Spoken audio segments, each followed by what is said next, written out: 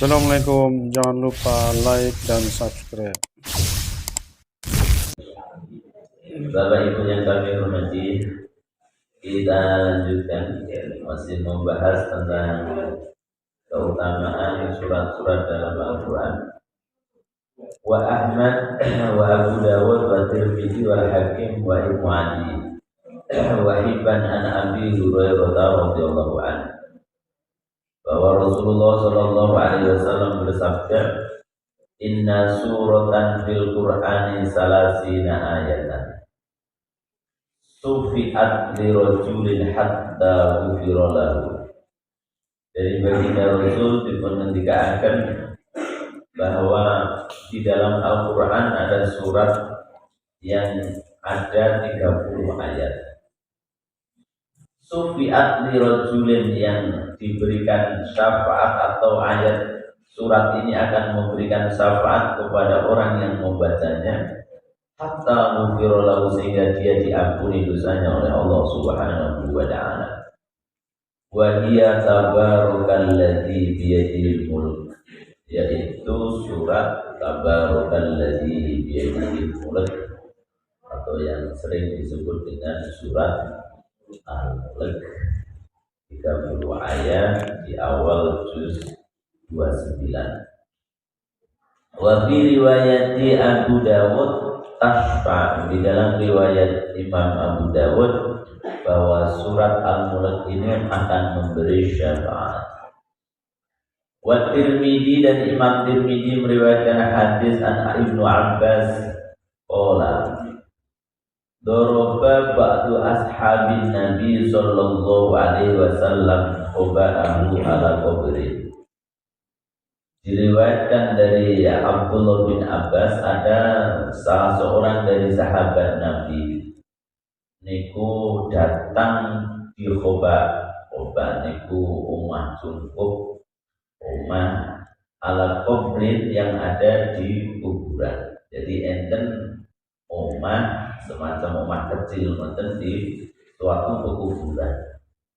Wa huwa la yasabu annahu qabrun, sedangkan sahabat ini tidak mengira bahwa ini adalah kuburan. Fa idan fihi insanun yaqra'u surat tabarakalladzi biyadihil mulk hatta qatama, dan seorang ada di dalam rumah kecil ini yang ternyata di situ adalah kuburan. Jadi enten sahabat Nabi kafir tidak niku kuburan. Dia datang di situ, barang di situ ternyata ada kuburan, dan di situ ada orang yang membaca surat Al-Mulk sampai selesai. Fa'atan Nabiyya sallallahu alaihi wasallam, kemudian sahabat Nabi ini sowan menghadap baginda Nabi sallallahu alaihi wasallam. Fa'ahbarahu, kemudian bercerita tentang hal ini. Cerita nenek nang suatu makam, enten kuburan, di situ ada rumah kecil itu. Di situ ada orang membaca surat Al-Mulk. Dilaporkan kepada baginda Rasul. Jadi dia itu sahabat niku nek hal-hal sing biasa tidak biasa itu dia langsung dihadapkan kepada Rasul. Laporan lah yang terus ambil, karena rujukan kan dulu apa-apa langsung kepada Rasul. Jadi ketika Rasul masih hidup itu kan enak permasalahan langsung diaturkan kepada Rasul. Dan kemudian hal ini diceritakan kepada Rasul. Faqala, kemudian Rasul menjawab, hiyal mali'atu hiyal munjiyatu. Surat Al-Mulk itu surat yang menyelamatkan. Tunjihi min adabillah. Al-Mulk ini menyelamatkan orang yang membacanya dari siksaan Allah Subhanahu wa taala. Jadi intinya bacaan surat Al-Mulk niku manfaatnya kata. Jadi diantaranya bisa nyelametake tiyang sing membaca dari siksaan Allah Subhanahu wa taala, lebih-lebih di dalam kubur. Karena di sini dipun ceritakan enten tiyang maos surat Al-Mulk di kuburan. Nah, sahabat Nabi gak ngerti, dikira ya gak kuburan, bentuk rumah. Parani tenan, ternyata kuburan, di situ ada orang membaca surat Al-Mulk. Dilaporkan kepada Rasul, hal itu dibenarkan Rasul, bahwa Rasul berkata bahwa surat Al-Mulk itu surat yang menyelamatkan. Wal Hakim, Imam Hakim meriwayatkan dari Abdullah bin Abbas, wadattu anna tabarakalladzi biyadil mulku fi qalbi kulli mu'minin. Rasul berkata, aku senang kalau surat Tabarok itu ada di masing-masing hati orang mukmin. Jadi Rasul itu senang nek umat itu doa apal surat Al-Mulk. Cuma sami apal ini. Dereng. Ya lumayan masalahnya. Jadi nek sakit diapal nek sakit. Ora iso ya diwaos.